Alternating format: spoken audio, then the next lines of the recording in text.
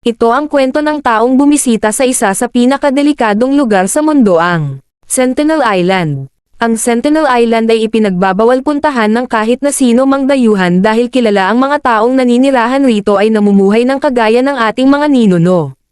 Sila ay walang alam sa ibang mundo o sa labas ng kanilang isla. Isang araw na pagdesisyonan ni John Allen Chau na isang evangelical Christian missionary na puntahan ang ipinagbabawal na isla upang makapagturo tungkol kay Hesukristo. Paano nga ba siya nakarating sa isla? At nagtagumpay ba siya sa kanyang misyon na makapagturo tungkol kay Hesukristo? Welcome to Neth Pontina Vlog.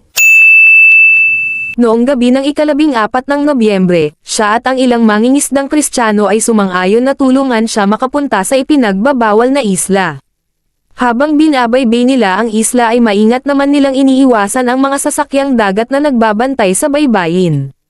Dumating sila sa North Sentinel ng hating gabi at umangkla sa malapit. Kinaumagahan, ng Nobyembre 15, ginawa niya ang kanyang unang diskarte. Ang mga mangingisda ay tumanggi na lumapit sa isla, kaya hinubad niya ang kanyang damit na panloob. Naisip niya na ito ay magpapagaan sa mga Sentinelese. Sumagwan ang mga mangingisda patungo sa dalampasigan. May nakita siyang kubo at ilang mga bangkang gawa sa kahoy.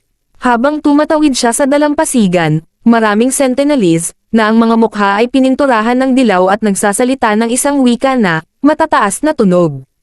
"My name is John," sigaw niya mula sa kanyang kayak. "Mahal kita, at mahal ka ni Jesus." Nang magsimulang magkwerdas ang mga taga-isla, natarante siya, at inihagis niya sa kanila ang ilang isda na dinala niya bilang regalo. Ayon sa nakasulat sa kanyang diary ay, lumingon at sumagwan siya na parang wala pa sa buhay niya. Pagkatapos ng araw na iyon ay gumawa siya ng isa pang pagtatangka, at dumaong sa isla. Naglatag pa siya ng mga regalo, saka lumapit sa kubo. Humigit kumulang kalahating dosenang Sentinelese ang lumitaw at nagsimulang humiyaw at sumigaw. Naglakad siya palapit para subukang marinig ang pinag-uusapan nila. Sinubukan niyang ibalik ang kanilang mga salita sa kanila, at ang mga Sentinelese ay humagalpak ng tawa. Ayon sa kanya ay malamang na nagsasabi ng masasamang salita o iniinsulto siya, pagkatapos ay umawit siya ng mga awit ng pagsamba at ng aral mula sa Genesis. Ilang sandali pa ay tila nagparaya ang Sentinelese sa kanyang presensya. Pagkatapos ay tinarget siya ng isang batang lalaki. Tumama ang palaso sa Bibliyang hindi tinatablan ng tubig na hawak niya.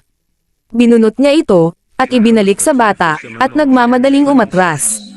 Ngunit kinuha ng Sentinelese ang kanyang kayak, kaya napilitan siyang lumangoy ng halos 1 milya patungo sa bangkang pangisda. Nang siya ay makarating sa bangka, ay isinulat niya ang tungkol sa kanyang pagbisita at iniwan ang kanyang mga tala sa mga mangingisda. Noong November 16, 2018 ay bumalik siya sa North Sentinel, at dinaalam ng mga mangingisda ang mga nangyari. Ngunit noong November 17, 2018 ng umaga ay nakita ng mangingisda na kinakaladkad ng mga tribo ang katawan ni Chau sa tabi ng dalampasigan at inilibing ang kanyang labi. Matapos makita ng mga mangingisda na patay na si Chau ay iniwan nila ito at sila ay bumalik na patungong Port Blair. Ayon sa ulat ang 7 tao ay inaresto dahil sa pagtulong kay Chau, kabilang ang 5 mangingisda, isang kaibigan ni Chau at isang lokal na tourist guide. Sa isang Instagram post naman ay sinabi ng kanyang pamilya na nagdadalamati ito sa kanya bilang isang minamahal na anak, kapatid, tiyuhin at matalik na kaibigan sa amin. Sinabi rin ng pamilya na pinatawad nito ang kanyang mga pumatay at nanawagan na palayain ang mga tumulong sa kanyang paghahanap na makarating sa isla. Sinabi ni Staver na ang mga huling tala ni Chau sa kanyang pamilya noong November 16, 2018 ay nagsabi sa kanila na maaaring isipin nila na siya ay baliw ngunit sa tingin niya ay sulit ito at hiniling na huwag silang magalit kung siya ay papatayin.